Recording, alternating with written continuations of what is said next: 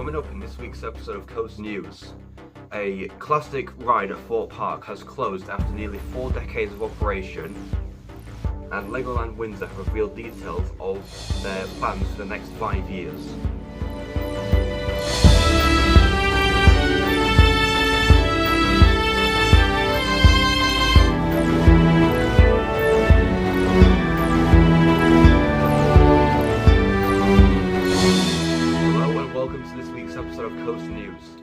And as always, got some amazing news from different theme parks, rides, attractions and events all over the world.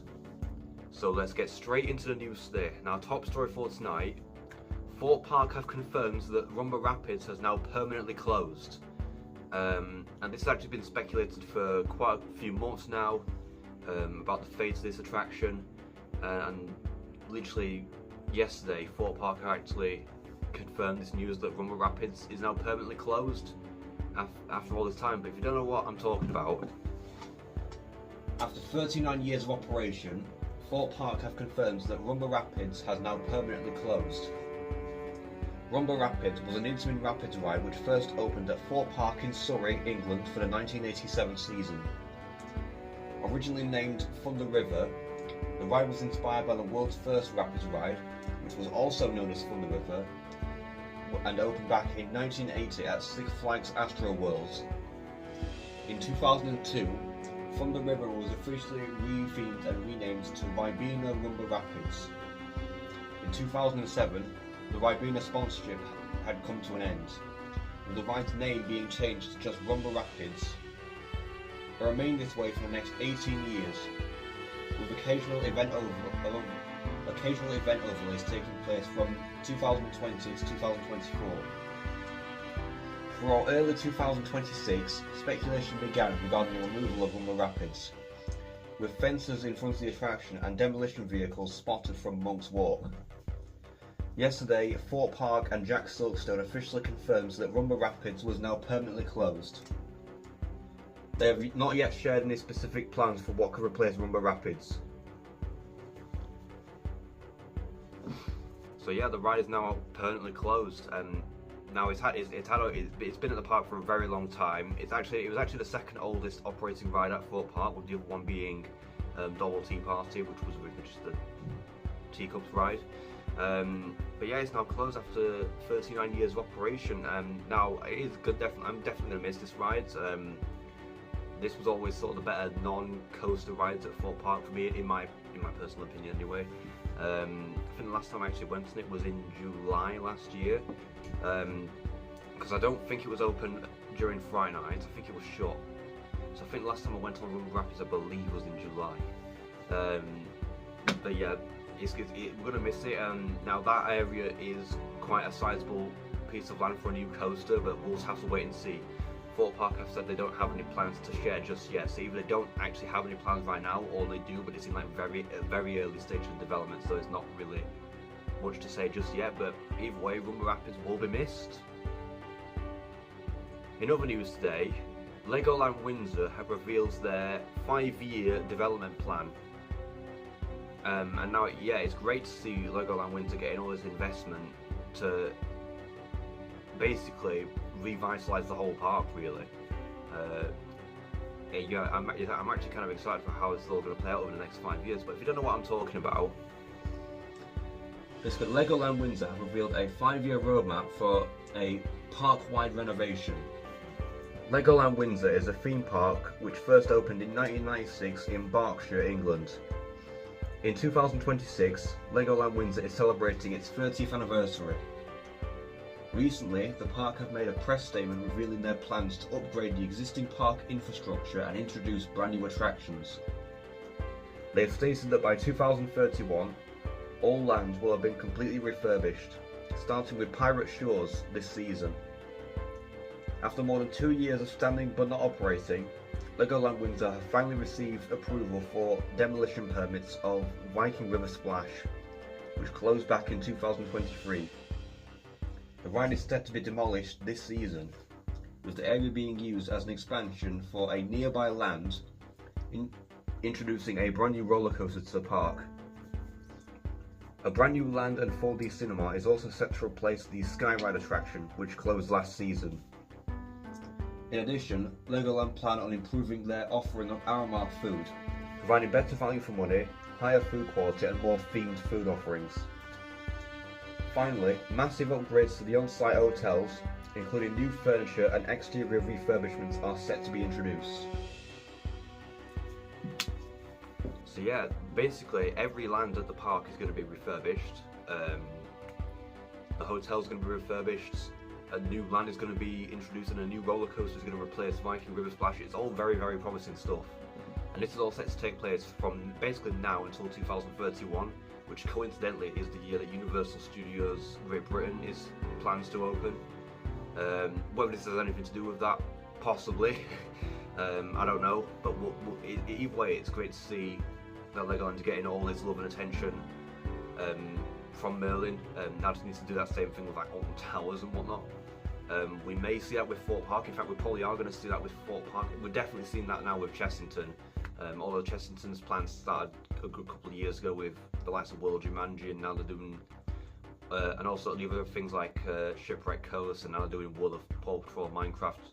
So, and we need that for Alton Towers as well, but until then it's great to see that Legoland is getting this sort of treatment. All the lands are going to be completely refurbished, so the whole park will probably look brand new by the time this whole plan is over. So yeah, that's wonderful to see, and I cannot wait to see how all these refurbishment plans and these new attractions play out over the next few years.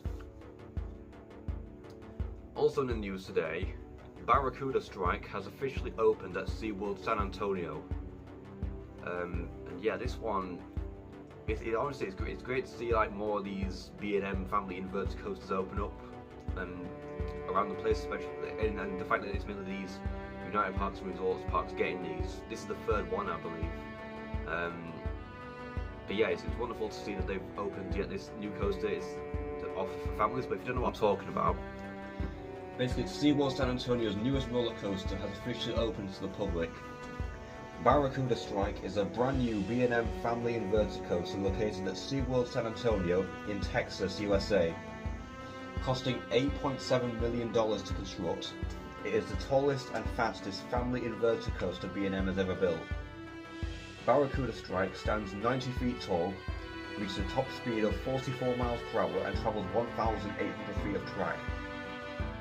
Barracuda Strike is the third B&M family coaster to be built by United Parks and Resorts within the last 2 years, with Big Bad Wolf, The Wolf's Revenge opening at Busch Gardens Williamsburg in 2025, and Phoenix Rising opening at Busch Gardens Tampa in 2024.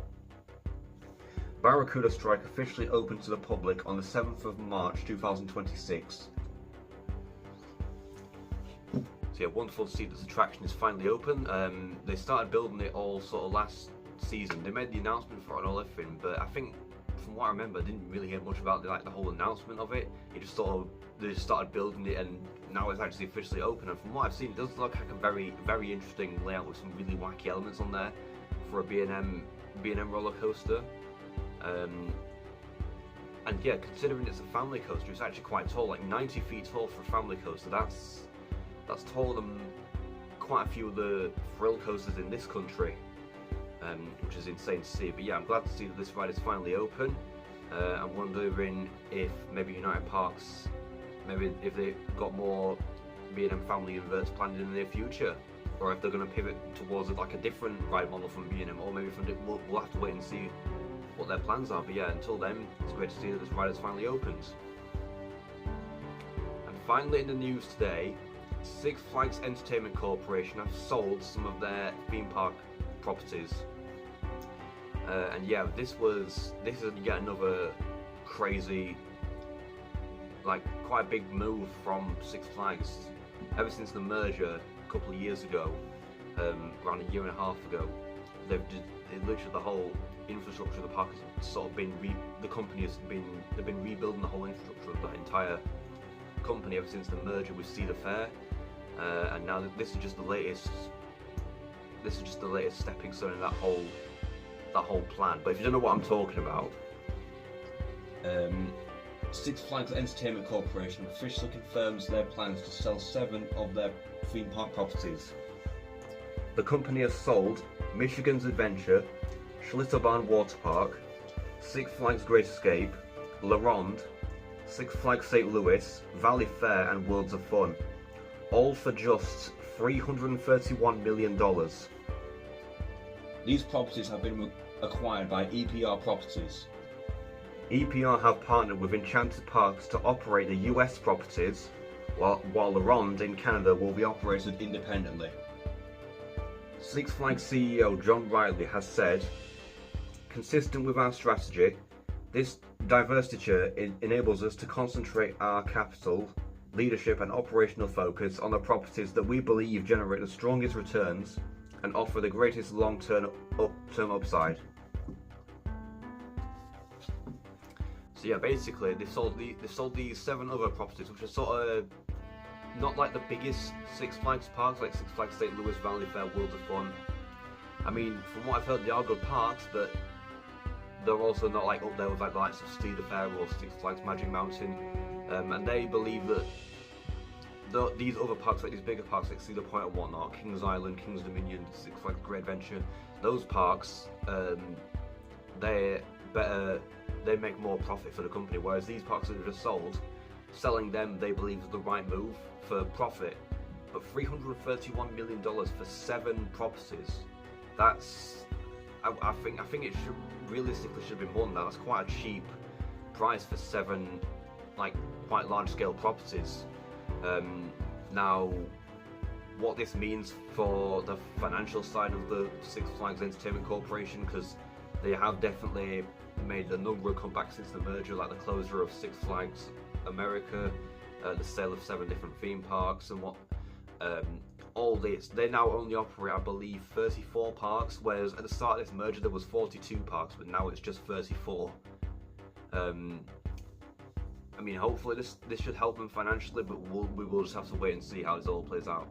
I've said that multiple times throughout this whole episode, but yeah, hopefully it works out.